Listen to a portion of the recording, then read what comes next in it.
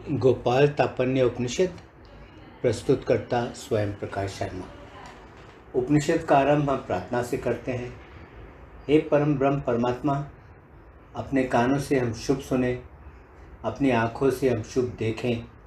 हे आप जो पूजा के योग्य हो, अपने दृढ़ शरीर तथा अंगों द्वारा सदा आपका गुणगान करते हुए हम आप द्वारा दी गई जीवन अवधि का पूरा आनंद उठाएं। महिमावान इंद्र हमें आशीर्वाद दे, सब कुछ जानने वाला सूर्य हमें आशीर्वाद दे, गरुड़ जो दुष्टता के लिए वज्र है हमें आशीर्वाद दे, बृहस्पति हमें समृद्धि दे।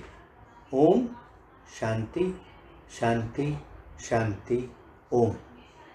गोपाल तापन्य उपनिषद अथर्ववेद से संबंध रखता है और यह कृष्ण को सबसे बड़ा भगवान मानता है जो हमें भव सागर से पार करवाता है। उपनिषद में कृष्ण के 5 शब्दों वाला मंत्र, अन्य मंत्र, सृष्टि की रचना, भगवान की पूजा, मुक्ति इत्यादि के बारे में बताया गया है। मुक्ति का उपनिषद में दी गई 108 उपनिषदों की सूची में यह उपनिषद क्रम संख्या 95 पर आता है। उपनिषद में 2 अध्याय हैं और इसे 3 भागों में प्रस्तुत किया गया है। उपनिषद पहला अध्याय। ओम नमः। मैं आदरपूर्वक भगवान कृष्ण का अभिवादन करता हूँ, जिसका रूप शाश्वत है, जो ज्ञान तथा आनंद से भरा हुआ है, जो दुखों से उभारता है, जो वेदांत को समझने से समझ में आता है, जो सबसे श्रेष्ठ आध्यात्मिक गुरु है और जो सबके हृदय में निवास करने वाला सब कुछ का साक्षी है। एक बार कुछ ऋषि ब्रह्मा के पास गए और उनसे ये प्रश्न किए, भगवान, जो ईश्वरत्व का सबसे श्रेष्ठ व्यक्तित्व है वह किसका है? मृत्यु को किससे भय लगता है? किसे जान लेने से बाकी सब कुछ जाना हुआ हो जाता है? और जगत की रचना किसने की है? ऋषियों के इन प्रश्नों का उत्तर ब्रह्मा ने इस प्रकार दिया, ईश्वरत्व का जो सबसे श्रेष्ठ व्यक्तित्व है वह तो कृष्ण है। मृत्यु को तो गोविंद से भय लगता है। गोपीजन वल्लभ को जान लेने से बाकी सब कुछ जाना हुआ हो जाता है। और जो कृष्ण है, जो ईश्वरत्व का सबसे श्रेष्ठ व्यक्तित्व है, उसी कृष्ण ने जगत की रचना की है, जो रचना उसने स्वाहा शब्द बोलकर की है। ऋषि ने फिर पूछा, भगवान, कृष्ण कौन है? गोविंद कौन है? गोपीजन वल्लभ कौन है? और स्वाहा क्या है? ब्रह्मा जी ने बताया, कृष्ण तो वो भगवान है जो पापों से मुक्ति दिलाता है। गोविंद वो भगवान है जो पृथ्वी पर प्रसिद्ध है, जो वेदों में प्रसिद्ध है और जो सुरभि गायों में प्रसिद्ध है। गोपीजन वल्लभ वो भगवान है जो गोपियों को मंत्र मुग्ध करता है। और स्वाहा तो उस परम भगवान की शक्ति है। ये सभी नाम तो ईश्वरत्व के सबसे श्रेष्ठ व्यक्तित्व यानी कृष्ण के ही नाम है। जो व्यक्ति ईश्वरत्व के इस सबसे श्रेष्ठ व्यक्तित्व पर ध्यान लगाता है, जो उसे महिमान्वित करता है और जो उसकी पूजा उपासना करता है, वह तो मुक्त हो जाता है। हाँ, वह तो मुक्त हो जाता है। ऋषि ने फिर पूछा, प्रभु, उस भगवान का रूप क्या है? उस भगवान का महिमा गान क्या है? उसकी पूजा उपासना व्यक्ति कैसे करे? हमें यह सब कुछ विस्तार से बताओ। ब्रह्मा जी ने उत्तर दिया, दिखने में तो वह भगवान एक चरवाहा बालक की तरह दिखता है। उसका रंग वर्षा ऋतु के बादल जैसा है। वह इच्छा वृक्ष के नीचे रहता है। आगे के जो श्लोक हैं वे श्लोक उस भगवान का वर्णन करते हैं।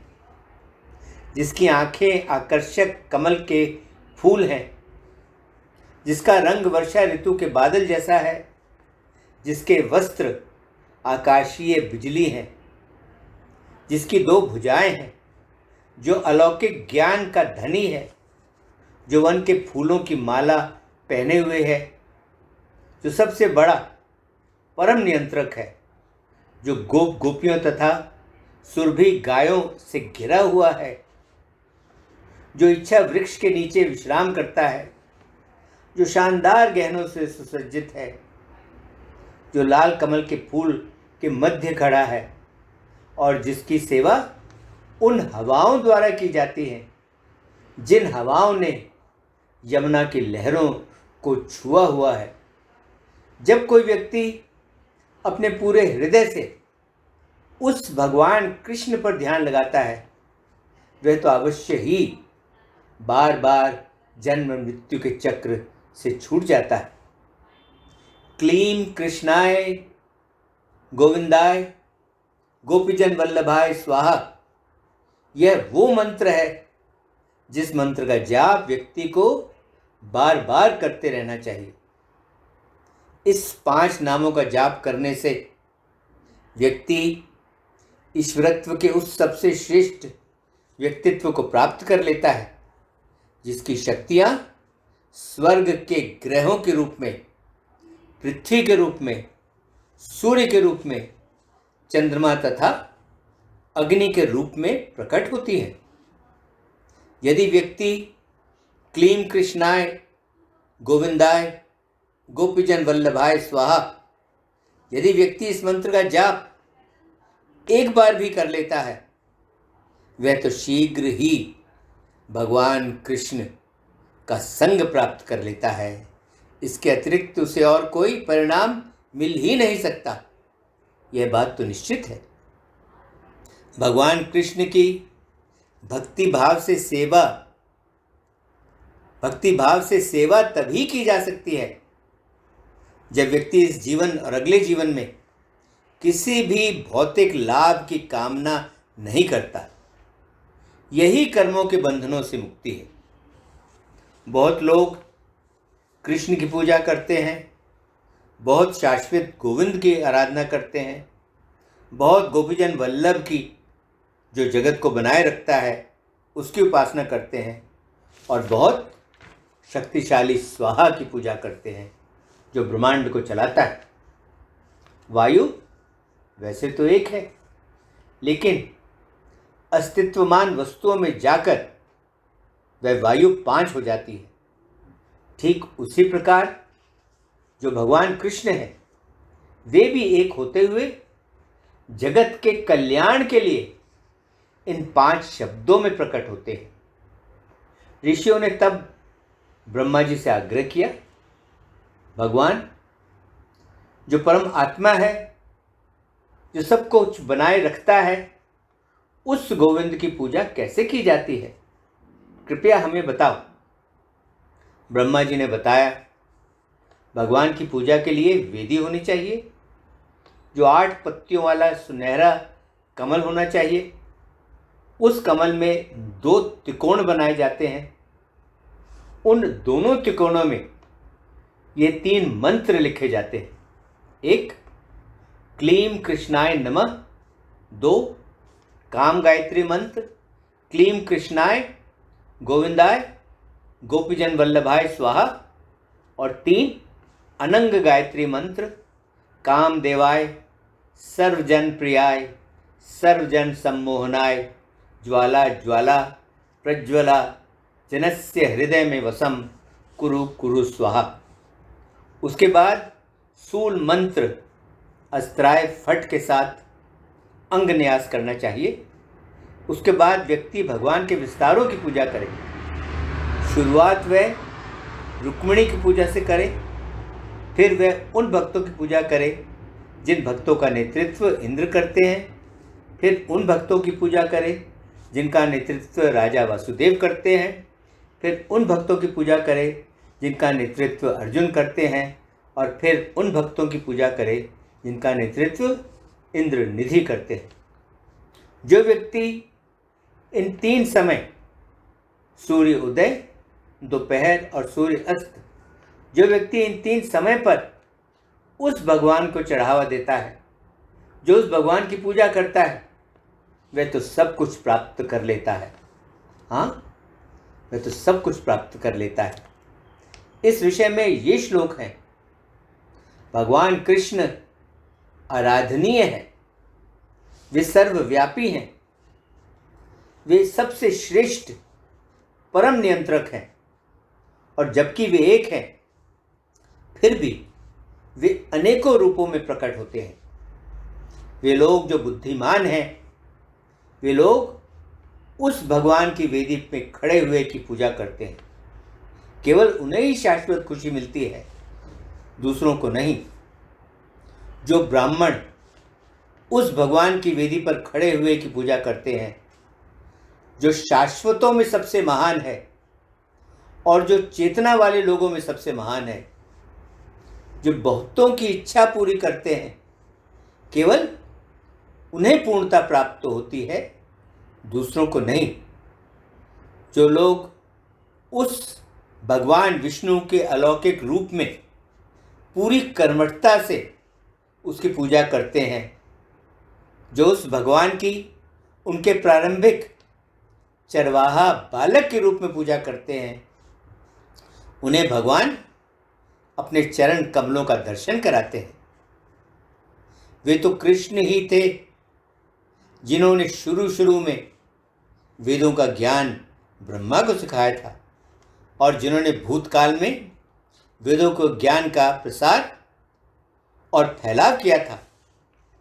जो लोग मुक्ति की इच्छा रखते हैं, वे लोग ईश्वरत्व के उस सबसे श्रेष्ठ व्यक्तित्व वाले भगवान को पूरी तरह समर्पण करते हैं, जो भगवान अपने भक्तों को अलौकिक ज्ञान प्रदान करता है। जो लोग इस 5 शब्दों वाले मंत्र को, ओम और गोविंद, जो लोग इस मंत्र के साथ ओम और गोविंद को लगाकर इस मंत्र का जाप करते हैं, उन्हें भगवान अपना रूप दिखा देते हैं। इसलिए अलौकिक शांति प्राप्त करने के लिए जो लोग मुक्ति की इच्छा करते हैं, उन्हें तो नियमित रूप से इस मंत्र का जाप करना चाहिए। इस 5 शब्दों वाले मंत्र से ही बाकी के सभी गोविंद मंत्र निकले हैं, जो मानव समाज में जाने हुए हैं, जिनमें शामिल है 10 अक्षरों वाला गोविंद मंत्र, जो इंद्र के अनुयायियों द्वारा जपा जाता है, और जो उन लोगों द्वारा जपा जाता है जो ऐश्वर्य और धन दौलत चाहते हैं। तब ऋषियों ने ब्रह्मा जी से आग्रह किया, भगवान, हमें इस मंत्र की प्रकृति बताओ। ब्रह्मा जी ने बताया, मैंने तो लगातार करोड़ों वर्षों तक भगवान को महिमान्वित किया और उन पर ध्यान लगाया, तब जाकर आखिरकार मैं भगवान कृष्ण का उनके एक चरवाहा बालक के अलौकिक रूप में उन्हें मैं समझ पाया। अपने हृदय में भक्ति भाव रखते हुए मैंने उस भगवान को झुककर प्रणाम किया। उन्होंने फिर मुझे 18 अक्षरों वाला मंत्र दिया, जिस मंत्र का प्रयोग सृजन के कार्य के लिए किया जाना था, और तब वे लुप्त हो गए। जब मैंने ब्रह्मांड को रचने की इच्छा की, तब वे फिर मेरे सम्मुख प्रकट हुए और उन्होंने मुझे इन अक्षरों में वह ब्रह्मांड दिखाया जो ब्रह्मांड होने वाला था। क्लीम के अक्षर क से मैंने जल की रचना की, ल से मैंने पृथ्वी की रचना की, ई से मैंने अग्नि की रचना की, म से मैंने चंद्रमा की रचना की, और पूरे शब्द क्लीम से मैंने सूर्य की रचना की। कृष्णाय शब्द से मैंने आकाश की रचना की, गोविंदाय से मैंने वायु की रचना की, गोपीजन वल्लभाय से मैंने ज्ञान और सुरभि गायों की रचना की, और स्वाहा से मैंने स्त्री पुरुष और बाकी सब कुछ की रचना की। हाँ, और स्वाहा से मैंने स्त्री पुरुष और बाकी सब कुछ की रचना की। उस भगवान की पूजा करने से शिव भ्रम से मुक्त हो गए और एकांत स्थान में इस मंत्र का जाप करने से उन्होंने उस भगवान को प्राप्त किया। देवगण सदा टकटकी लगाकर विष्णु के उस निवास को देखते रहते हैं जो निवास आकाश में शानदार सूर्य की तरह चमकता है। इसलिए व्यक्ति को इस मंत्र का जाप नियमित रूप से करना चाहिए। हाँ, व्यक्ति को इस मंत्र का जाप नियमित रूप से करना चाहिए। कुछ लोगों ने कहा है कि इस मंत्र के पहले शब्द से पृथ्वी की रचना हुई, इसके दूसरे शब्द से जल की रचना हुई, इसके तीसरे शब्द से अग्नि की रचना हुई, इसके चौथे शब्द से वायु की रचना हुई और इसके पांचवें शब्द से आकाश की रचना हुई। मुक्ति प्राप्त करने के लिए व्यक्ति को इस 5 शब्दों वाले वैष्णव मंत्र का जाप करना चाहिए जो भगवान कृष्ण को प्रकट करता है। इस विषय में ये श्लोक है। व्यक्ति को इस मंत्र का जाप करना चाहिए जिसके पहले शब्द से पृथ्वी आई, जिसके दूसरे शब्द से जल आया, जिसके तीसरे शब्द से अग्नि आई, जिसके चौथे शब्द से वायु आई और जिसके पांचवें शब्द से आकाश आया।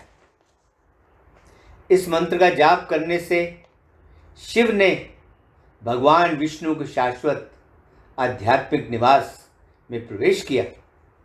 वह आध्यात्मिक जगत तो पूर्णतः शुद्ध है, वह असंदूषित है, वह दुखों से मुक्त है, वह लोभ लालच तथा अन्य अवगुणों से मुक्त है और वह इस 5 शब्दों वाले मंत्र के एक समान है। वह आध्यात्मिक जगत तो भगवान विष्णु से ही प्रकट हुआ है। वह उनसे भिन्न नहीं है, वह उनसे अलग नहीं है। भावपूर्ण प्रार्थनाओं से मैं और मारुतगण भगवान गोविंद को प्रसन्न करते हैं, जिसका रूप शाश्वत है और जो ज्ञान तथा आनंद से भरा है, जो वृंदावन में इच्छा वृक्ष के नीचे रहता है और जो स्वयं यह 5 शब्दों वाला मंत्र है। ओम नमः। भगवान गोविंद को जो ब्रह्मांड के रूप के हैं, जो ब्रह्मांड के रचयिता, पालक और संहार करने वाले हैं, जो ब्रह्मांड के स्वामी हैं और जो स्वयं ब्रह्मांड है, उन भगवान गोविंद को मैं अपना आदर भरा अभिवादन देता हूँ।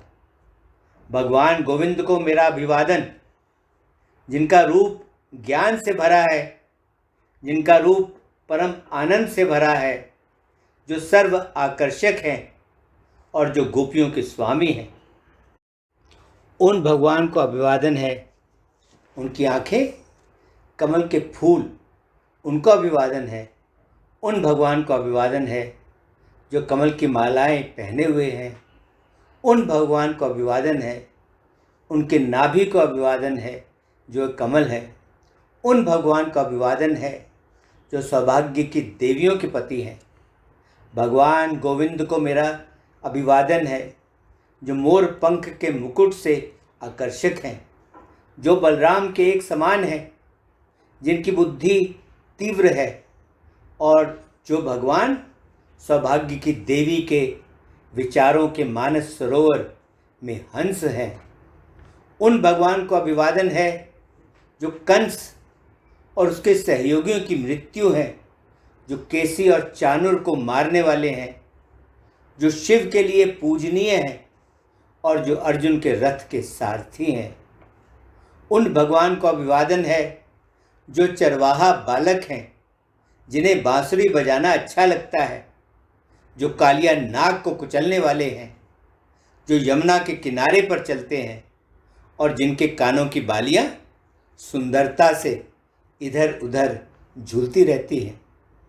श्री कृष्ण को मेरा अभिवादन है जो समर्पित आत्माओं के रक्षक हैं।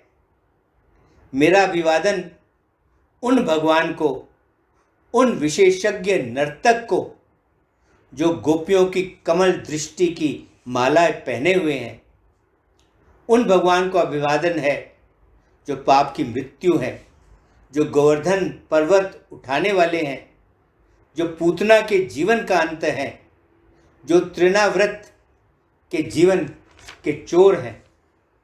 श्री कृष्ण को अभिवादन है जो सोने के हार से सुसज्जित हैं, जो आकर्षक हैं, जो शुद्ध हैं, जो अशुद्धता के शत्रु हैं, जिन जैसा दूसरा और कोई नहीं है, जो सबसे महान है। हे आनंद से भरे भगवान, दयालु हो जाओ। हे परम स्वामी, दयालु हो जाओ। हे भगवान, मुझे बचा लो। मैं जो भौतिक और मानसिक दुख के सर्प से डसा हुआ हूँ। हे कृष्ण, हे रुक्मिणी के पति, हे गोपियों को मंत्रमुग्ध करने वाले, हे ब्रह्मांड के स्वामी, मुझे बचा लो, जो कि बार बार जन्म मृत्यु के सागर में डूब रहा हूँ।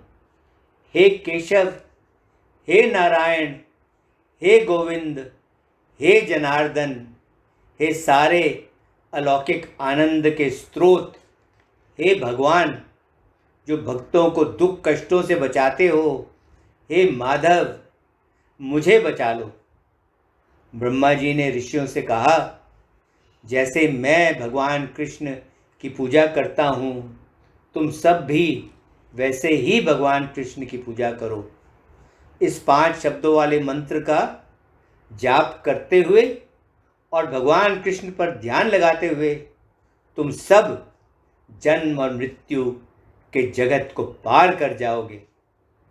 जो कोई भी इस 5 अक्षर वाले मंत्र का जाप करता है, वह तो आसानी से भगवान कृष्ण के अलौकिक निवास को प्राप्त कर लेता है। अपने निवास में स्थित रहते हुए भी वे भगवान तो मन से भी अधिक तीव्र गति वाले हैं, और वे तो सब दौड़ने वालों को पछाड़ देते हैं। शक्तिशाली देवगण भी उन भगवान तक पहुंच नहीं पाते। इसलिए भगवान कृष्ण ही ईश्वरत्व के सबसे श्रेष्ठ व्यक्तित्व हैं। व्यक्ति को चाहिए कि वह उन पर ध्यान लगाए, उन भगवान को वह महिमान्वित करे, उन भगवान की वह सेवा करे और उन भगवान की वह पूजा करे। हाँ, व्यक्ति को चाहिए कि वह उन भगवान पर ध्यान लगाए, उन्हें वह महिमान्वित करे, उनकी वह सेवा करे और उनकी वह पूजा करे। ओम तत्सत। इसके साथ ही गोपाल तापन्य उपनिषद का पहला भाग संपन्न हुआ। ओम शांति शांति शांति। ओम।